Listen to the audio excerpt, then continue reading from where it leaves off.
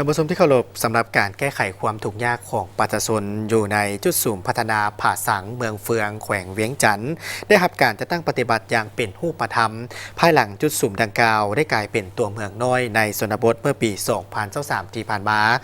แสดงออกในปี 2022 ตามการประเมินตามดำรัดเลขที่348 ของรัฐบาลมีครอบครัวที่บ่ผ่านมาตรฐานจำนวน395ครอบครัวเลยมาฮอดปี 2024 มีครอบครัวที่ผ่านมาตรฐานการประเมินแล้ว281ครอบครัว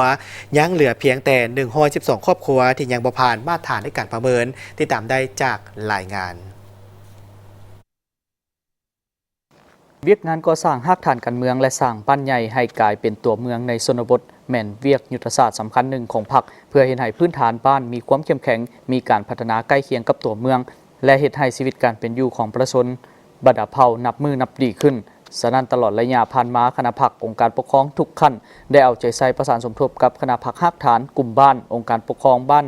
ทั่วจุดสุมผาสังเมืองเฟืองแขวงเวียงจันทร์พร้อมกันจะตั้งปฏิบัติอย่างมีความรับผิดชอบโดยเน้นใส่ตามสีเนื้อในสีคาดหมายประสานสมทบกับภาคส่วนที่เกี่ยวข้องและขันเทิงเพื่อก่อสร้างบูรณะพื้นฐานโครงล่างเป็นต้นเส้นทางซอยจัดสรรตลาดชุมชนโรงเรียนโรงหมอชลประทานหน่วยบริการทางด้านเครือข่ายมือถือหน่วยบริการไฟฟ้าเจาะน้ำบาดาลและอื่นเพื่อเฮ็ดให้เขตนี้ได้รับการพัฒนาอย่างต่อเนื่องและประชาชนได้เข้าถึงการบริการด้านต่างๆเป็นอย่างดีสะท้อนให้เห็นว่าถ้าขยายตัวนับแต่ปี 2020 มาถึงปัจจุบันเนาะอันนี้มันเป็น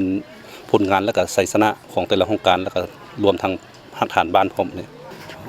เฉพาะอันสินค้าอยู่ภายในเมืองก็หลักๆก็เป็นประเภทสินค้าเกษตรกรรมของเรานี่คือว่าเป็นพวกปลูกฝังบ่เลี้ยงสัตว์บ่โดยเฉพาะก็เป็นปลูกข้าวแหละพวกเขาถือเป็นสำคัญเนาะอันนี้เนาะแล้วก็มียางพาราเป็นสำรองเลี้ยงสัตว์มี 2-3 อันถือว่าสร้างรายรับให้พ่อแม่ประชาชนเป็นหลัก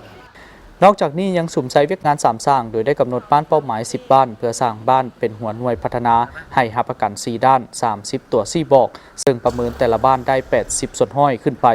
ประกาศองค์การปกครองบ้านเข้มแข็งนักแน่นและบ้านพัฒนาได้3บ้านคือบ้านปากหางบ้านผาสังและบ้านนาคำในนามข้าพเจ้าเป็นหัวหน้ากิจกรรมการค้าก็ภาคภูมิใจหลายที่ว่าได้เป็นส่วนหนึ่งเนาะที่ได้เข้าร่วมกองประชุมพรรคในมื้อนี้โดยเฉพาะก็เป็นกองประชุมใหญ่องค์คณะพรรคเมืองครั้งที่8ของเมืองเฟืองที่เพิ่นจัดขึ้นในมื้อนี้แหละอันนี้ข้าพเจ้ารู้สึกภาคภูมิใจหลายแล้วก็เป็นเกียรติอย่างยิ่งที่ได้เข้าร่วมแล้วก็ได้ประกอบส่วนในกองประชุมในมื้อนี้เกี่ยวกับสินค้ามาวางแสดงในมื้อนี้เนาะพวกเราจะเน้นใส่สินค้าจะเป็นสินค้าเกษตรกรรมและพวกหัตถกรรมก็คือพวกท่านเห็นอยู่ในเบื้องหลังนี่แหละหลักๆก็เป็น2ประเภทนี้พวกเราจะเน้นใส่เพื่อเฮ็ดให้ตัวเมืองน้อยผาสังได้รับการพัฒนาอย่างต่อเนื่องคณะพรรคองค์การปกครองเมืองเฟืองจะสุ่มใส่ปรับปรุงพื้นฐานโครงล่างให้รับประกันความยืนยงเป็นต้นการบูรณะซ่อมแปลงทางซอยสร้างระบบน้ำประปาชุมชนสร้างตลาดถาวรปรับปรุงระบบชลประทานและพื้นฐานโครงล่างอื่นๆที่จะเป็นสุขยู่ส่งเสริมประชาชนทำการผลิตเป็นสินค้าให้หลายขึ้นสร้างให้มีครอบครัวต่อแบบเพิ่มขึ้นสุ่มใส่แก้ไขความทุกข์ยากให้หมดไปและอื่นๆ